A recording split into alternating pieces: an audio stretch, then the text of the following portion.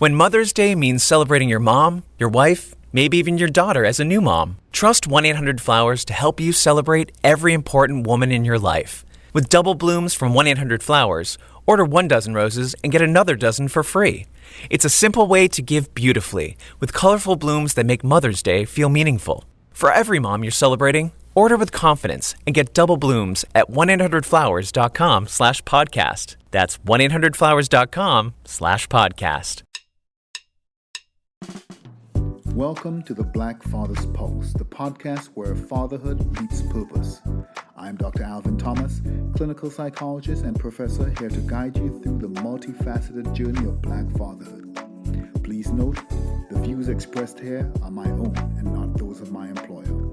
But get ready to dive into the dynamic world of Black fatherhood, where we celebrate the highs, tackle the lows, and share plenty of laughs along the way. Let's keep the pulse of fatherhood beating strong and vibrant.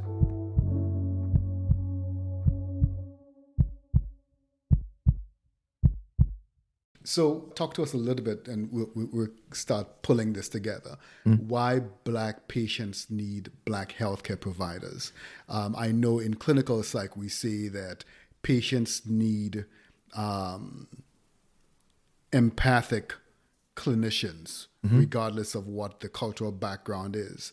The cultural background is important, but the empathy, the non-judgmental, unconditional, positive regard is what you're looking for.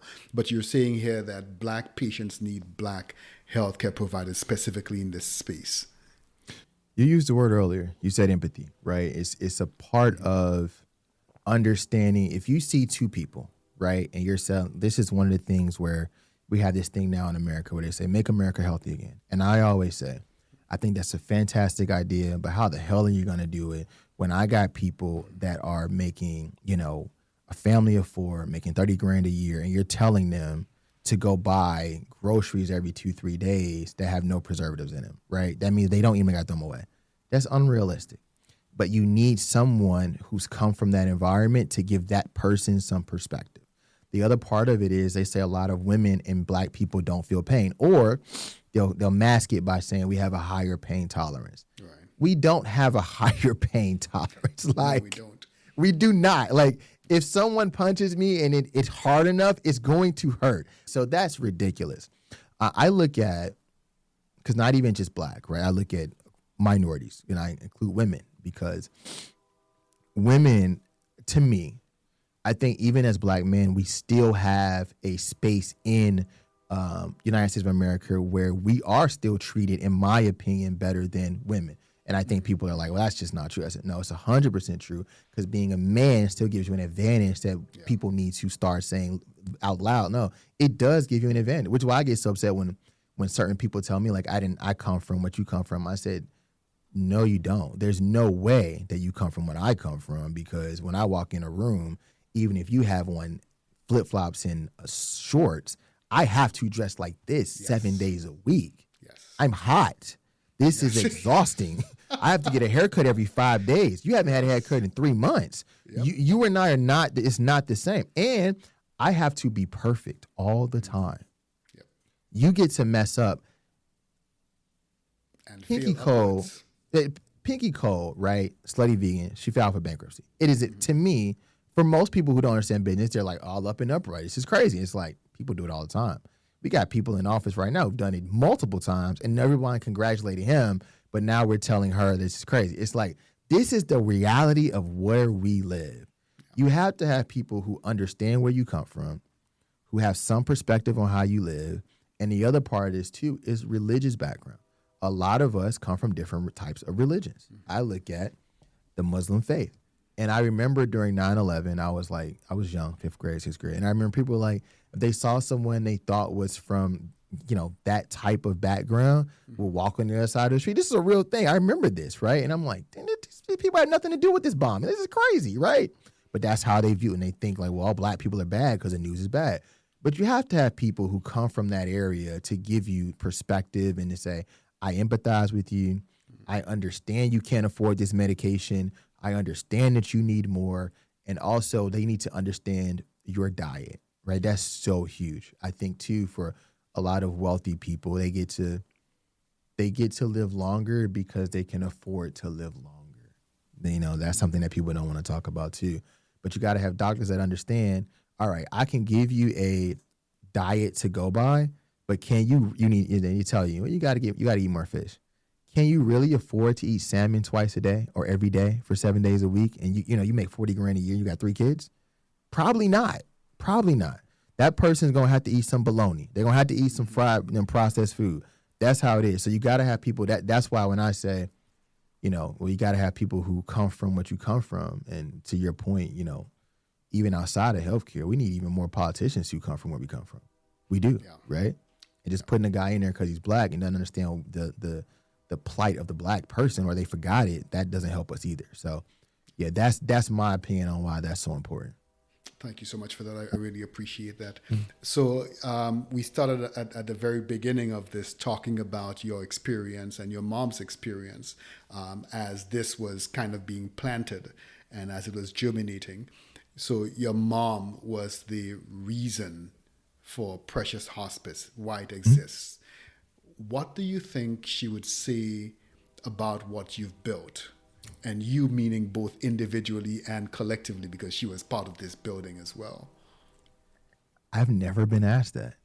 That's interesting. Yeah, and that's why I'm here to ask you questions. That's so interesting. So I think my mother would be proud. I will start with that. But let me give you an example of how my mother was for people who, when I always say my situation was different. In mid-March of 2022, I go to the house, and I would go by the house at this point pretty much every day. Well, not pretty much every day, for at least 30 minutes to an hour. I actually had my lunches at the house. Her house was not far from the office. And I would go over there, and this particular day, and she's laying in the bed. I took a salad upstairs or something, and she looks back at me, and she's like, "You don't have anything else to do?" And I'm like, "What? Like, what do you mean?" She's like, "You don't have anything else to do." I said, "No, I'm just, same thing every day. Just come here and eat lunch." She said, but why? You can be eating lunch with a social worker. You can be eating lunch with a doctor. If you haven't gotten what you needed in 32 years, you're not going to get it in the next month or two.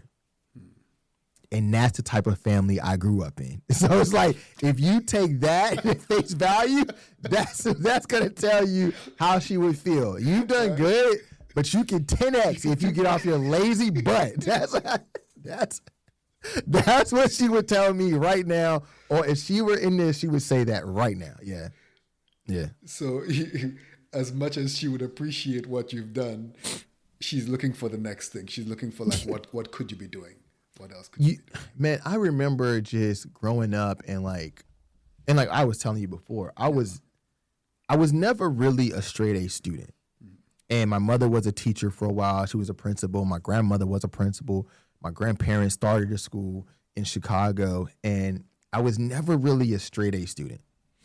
But we always had these standardized tests. And I would get my results back, and my mom would literally sit me down, and she would say, "Okay, so if you're reading at this reading level, how are you getting C's in your actual grade level?" And I would just be like, "Yeah, I don't know. Like, school just ain't for me. Like, I have no answer for that." But she was always just like, "You can do better. You can do more." When we play sports, I remember my mom, she was not one of those, "You did good today, son. Great job." Right. And just goes back to, I'm going to say, my mom, my dad divorced. I was maybe 3 or something like that. And I remember having a science fair in maybe 6th or 7th grade, and I got like 3rd place or 4th place or whatever it was. And this was like the first time where she took the medal and threw it in the trash. It was 3rd place because I had a trophy. You got trophies for 3rd, 1st to 3rd. She threw it in the trash. She's like, you didn't win. You did not win. And most people nowadays are going to be like, "That's toxic. I can't believe that. That's so toxic." But now people are so comfortable coming in 3rd and 4th place because that's where we are as a society. And I'm not saying it's right or wrong, whatever, right. But I could never come in third place and be happy about it and go home, and my mom not like, I would almost get the silent treatment, almost as if I embarrassed her, right? It's like, so it's like, I think that we need more of that. You know, it's funny, I got a son now, you know, he's 3, he turns 4 April 9th, and I took him to the arcade this weekend. I never really taken him to the arcade and let him play, like just play on his own. And this time I was like, oh, you know, I'm just going to play. I'm going to pay the money. I'm not going to play with you. I'm going to let you play. He's 3. He doesn't talk a lot, actually. Like, he's got to have something he really wants to say. Or just kind of just whatever. And he beat a level on the game. And I was like, huh, okay, you did good. Then he lost. I was like, you got to do better, man. And so I was like, I felt my mom, and she's like, what? I was like, yeah, man. Like, my mom's talking to me to talk to you. Right. You got to do better. Like, this game is probably for 8-year-olds. I'm like, that's just not good enough. So, but that's what I come from, man. And she would just tell me, like, just keep going. There's another level. But at the same time, I think, too, she would say, outside of just work, one of the things that she didn't get to do because she did work so much was spend an extended period of time, like, with me growing up. My mom was a teacher, so she was the one in her family who didn't have a business. Like, she was actually a teacher. So after being a teacher, she'd have to go tutor to make enough money for me to go to school and all that stuff. So I think she would also tell me, like, spend more time with your family, like, figure that balance out or figure out a way to make it all come together. So every now and then, you know, I do have my son in some meetings, you know, and things like that. And it's like, I don't feel bad about it. It's like, I feel like that's what they did to me. And so now I have this thing in the back of my head where I remember stuff. But specifically to your question, I think she'd be proud, but I still think she would say, you just got to keep going. Yeah. No, I love the idea of having your son in those spaces because it demystifies that for him. It makes it more normal. Some of what I'm hearing as well, you're talking about how your mom and your dad are from 2 different sides. Yeah. Your dad is the more empathic, kind of vulnerable person. Your mom is the go-getter entrepreneur. Sure. And the legacy that they left is Henry Mason Jr., who's the twinning of those 2 pieces. I agree. Yep. And the legacy that you're living to your son is what this looks like next. It just feels really generative and powerful to see what was passed down to you, how you have nurtured it, respected it, fell into it, fought it sometimes, lost to it. Lost to it, yeah. And then eventually making it something that is authentic to you. Yeah. So it's not your mom, it's not your dad, this is me. I can see my mom, I can see my dad, and I can see the pieces that I want and don't want. And now I get to distill this into the next generation because they're going to have to carry it on. So your son will now have the opportunity of growing up in finance spaces, in entrepreneurial spaces, with the immediate connection to empathy, with the immediate connection to all these other pieces. And then you try to figure out, and what does that look like for the next generation, for his children, for your grandchildren? 100% agree. Yeah. So, okay, so we've come to the close to the end, the rapid fire wisdom section.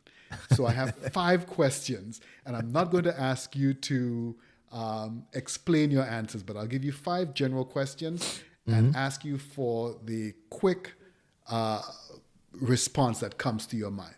I don't mind explaining my answers to you, by the way. That's fine. Yeah, it's whatever. I don't mind. All right. First one. What is the biggest misconception about hospice care? That you're going to die tomorrow. Yep. President Carter was on it for 2 years. He was not dying tomorrow. He did not die for 2 years. Like, as long as you continue to decline and we can recertify you, so every first 90 days, second 90 days, and then every 60 days thereafter that you're still declining, you can still stay on service. But President Carter had like boku bucks. But he didn't. But because hospice is paid for out of insurance, it was just another additive service that he had.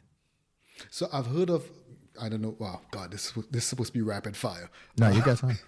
So I've heard people talk about how when their parents go into hospice, any equity or value in the family home gets picked up or gets absorbed by hospice care, so that by the time the parent passes, the house is almost owned by the hospice company. Is that a reality that people Myth. are dealing with? It's a myth. That is a nursing home program. So nursing, and what happens is when you go into the nursing home and you say that you have Medicaid and you, for lack of a better word, don't tell the truth completely on that Medicaid form, they have a look back period. So that look back period is basically, well, I sold all my assets, a year ago. Wait, no, we got this look back period can be 5 years or whatever, right? And so they say, well, now because you did not tell us the truth, you owe us for every month your mom or dad was in his nursing home, you owe us the $4,500 that we paid to the nursing home. So for a lot of people, that can end up being everything that was left to you. Right. And you just give me, it's a problem. But that has nothing to do with hospice. That it translates to hospice because people felt that when they were in a nursing home, but the money was taken by the nursing home. The hospice, we don't have access to that. Okay, excellent. One question that every black man should ask his parents this week about their end of life wishes. They need to ask them specifically. Damn, I've never. It's so crazy. I ask the hard questions. You do, but it's a question that I never got to ask my dad because he died so quickly.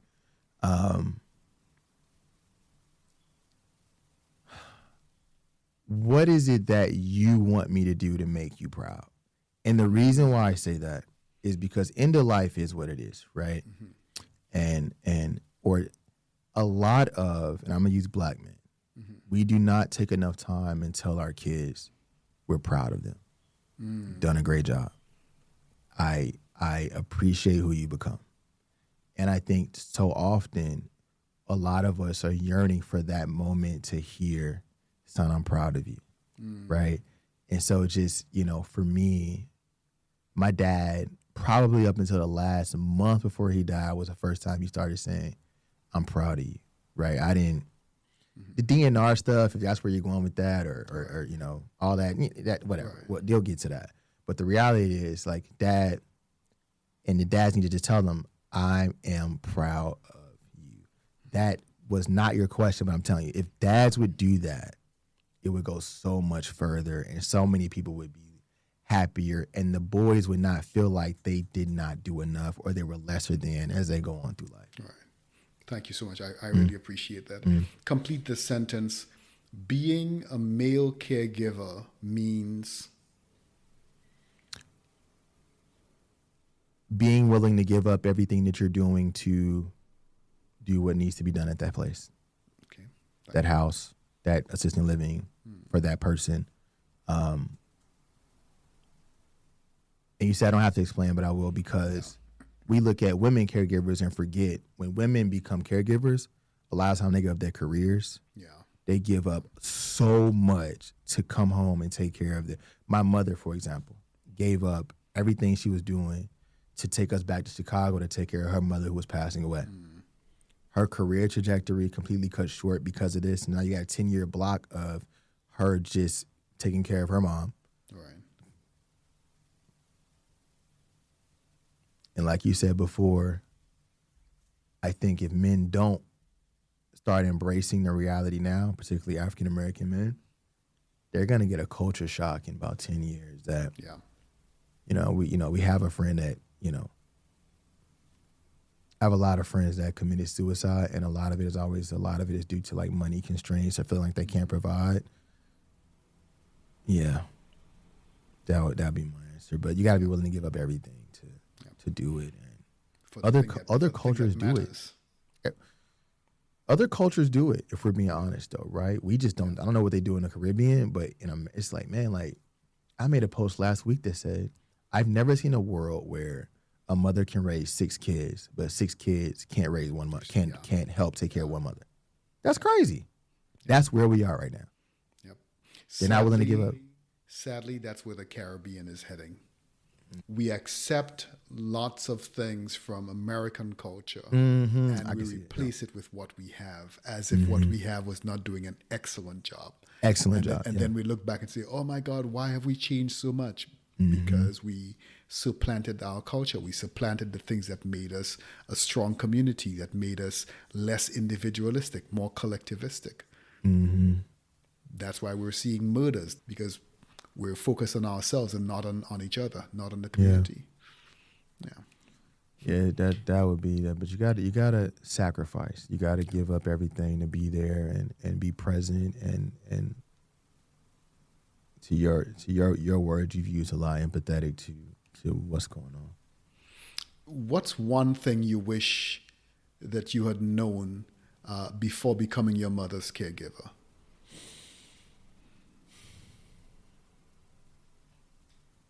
Man, normally people just ask me about business, like they don't really.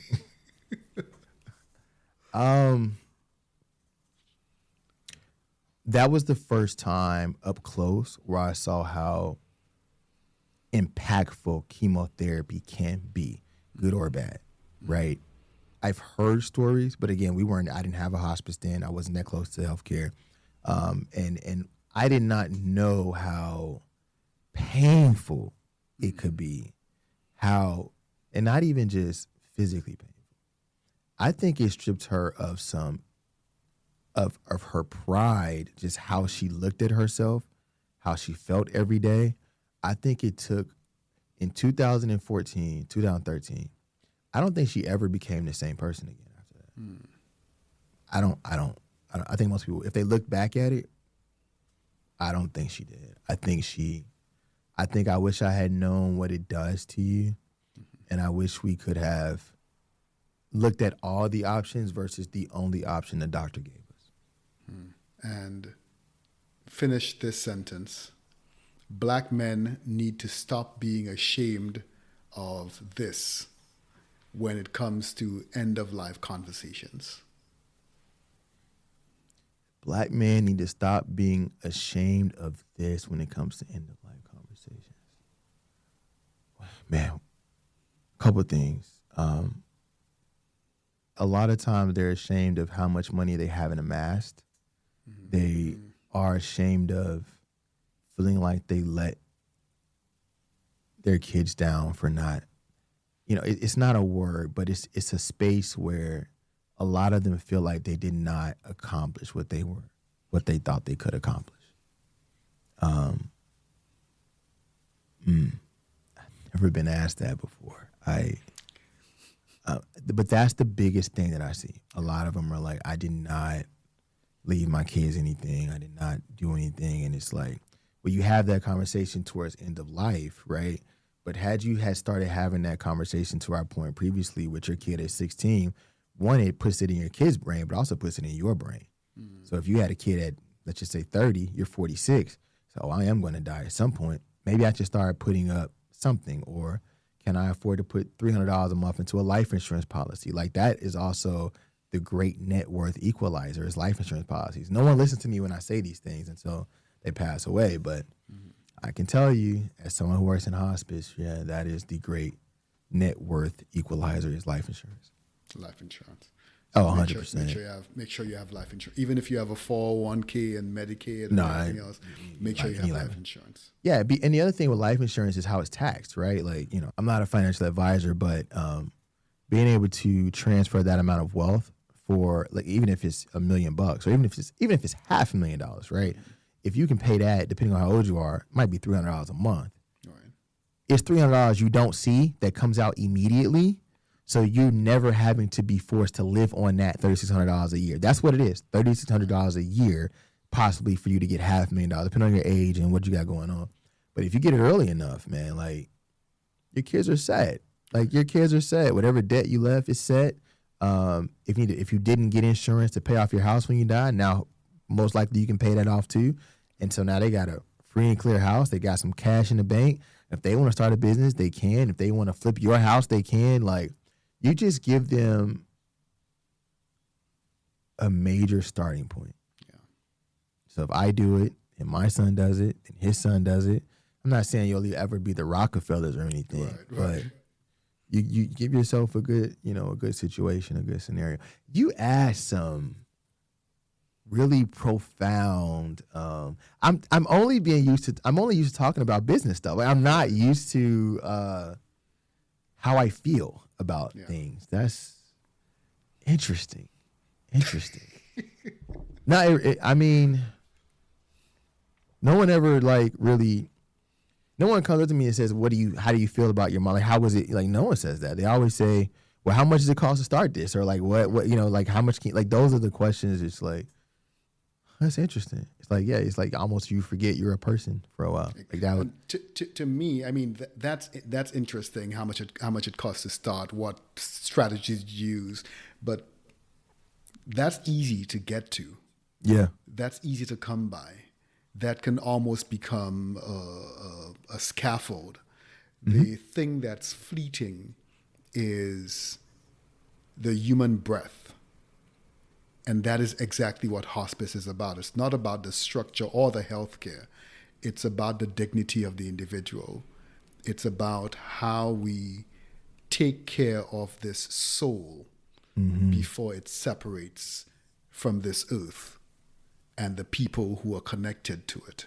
How do we usher this person out of this physical terrestrial existence? And to me, that's the interesting part of life. It's in the living, it's in the feeling, it's in the existing, it's in the experiencing, it's in the emotion, whatever that emotion looks like. It's in the conversations.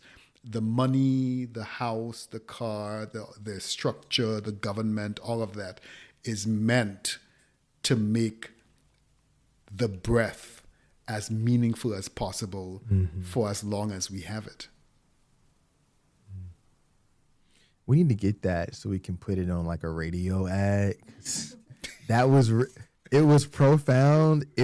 I felt it. And I feel like, to your point, everyone like looks at hospice as like, well, how much time they got? And it's like, nah, the point is like, what type of quality do they have, right? Like, what does that look like? What does that feel like? So that's so interesting. I do have a question for you though, right? Sure. As a clinical psychologist, if you will, right? Someone who, and I've known you for a while. One of the things that we kind of touched on, and then we're talking about Black fathers specifically, the idea of overprotecting young men, right?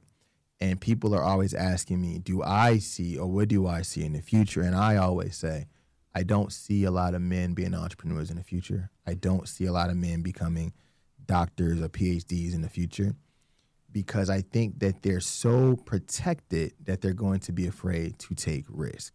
They're going to be afraid to fail. What are your thoughts on that? I think my instinctive thought is that we don't protect young Black men. We think we protect them. Mm-hmm. We shelter them rather than protecting them. That's the word. Protecting means being a safe space for your child to land on. The world is beautiful. The world is full of joy. The world is full of color and brightness and love and mystery and all of these wonderful things. But the world is also a dark, painful, unfeeling, uncaring, brutal space. The world sits at that duality. And we send our young boys into the world often unprepared to deal with those challenges. Yeah. And even worse so when they return with the assaults that the world would have had on them, the scars or the injuries that the world would have on them, they have no space to explore it. They have no space to heal from it. They have nobody to tell about it. I think it's Mary Ainsworth. But this woman came up with this idea of the strange situation. And the idea is you A parent walks into a room with a child. Room is primarily empty, except for a chair or two chairs and maybe a toy in one corner of the room. And almost instinctively, and you can think about your son when he was, probably still now, when your son walks into a new space, the first thing they do is look around and scope the space. And as they're looking around, they keep looking back to you as if to say, is this safe enough for me to go out into it? And if they recognize that you look unbothered, that you look comfortable, then they start venturing into that space, into that room. And they will pick up something and they will play with it and then bring it to you as if to say, I found this in this new space. What do you make of it? Or is it safe? Can I continue with it? And the parent, a well-positioned parent would look at, oh, wow, you found a pencil or you found a crayon or what's that you found? And what you're doing is you're giving the child vocabulary for the thing that they've discovered. What can you do with it? Oh, it writes? What can you write with it? You're exploring the thing with the child. And then the child gives up on that after a minute or so and goes off and finds something different and brings it back to you. And they keep doing it back and forth and back and forth. That does not end when your child turns 4 years old. That continues all the way to your child's teenage years. So your 5-year-old goes to school and they come back. You need to know what your child's experiences were. Your 15-year-old goes to school and there should be that sense of comfort that home is safe, that home is meant for me, that home is where I'm supported. Whether I am right or wrong, home is a place where I feel comfortable being my full self. So I can come home and say, I had a rotten day today. Everybody was picking on me or for whatever reason. And I get unconditional positive regard to share that. And then after it is shared and I've dealt with the emotions that come with that, then we can work on building skills around problem solving. But often we send our boys out into the community without any of the skills. We call it premature debut in the environment. So an 8-year-old boy can walk down to the park or the basketball court by himself, but an 8-year-old girl will not be allowed. So we keep our daughters home and we give them the skills and we tell them how to navigate the environment. And our sons, we tell them, don't be no punk. Be a man. Be strong. Don't cry. You can handle it. You let them do that to you. You let them do this to you. And what did you say when they told you? Versus before we had that conversation, we need to talk about how that made you feel. We need to talk about what to do when that happens again, because it's going to happen again. And then we're suddenly surprised when they're 15 and they have lives that look very different from the lives they live at home. They keep things from us because we were never the soft spot for our children to land on. So as far as protected, we're not protecting our children, our sons specifically. We're leaving them out there to the wolves and hoping that they'll be fine. Henry, thank you so much for agreeing to be on the podcast and sharing just what were just really excellent pieces, nuggets of wisdom, and of course, sharing the vulnerability and intimacy of your own personal story and your family story. Hospice care is not giving up. Hospice care is not surrendering. Hospice is the courage to care, the strength to be vulnerable, the legacy of promises. These conversations save lives and honor legacies. Have them before you need them. Subscribe, rate, share this podcast, especially with those who are caregivers in your life. You've been listening to the Black Father's Pulse.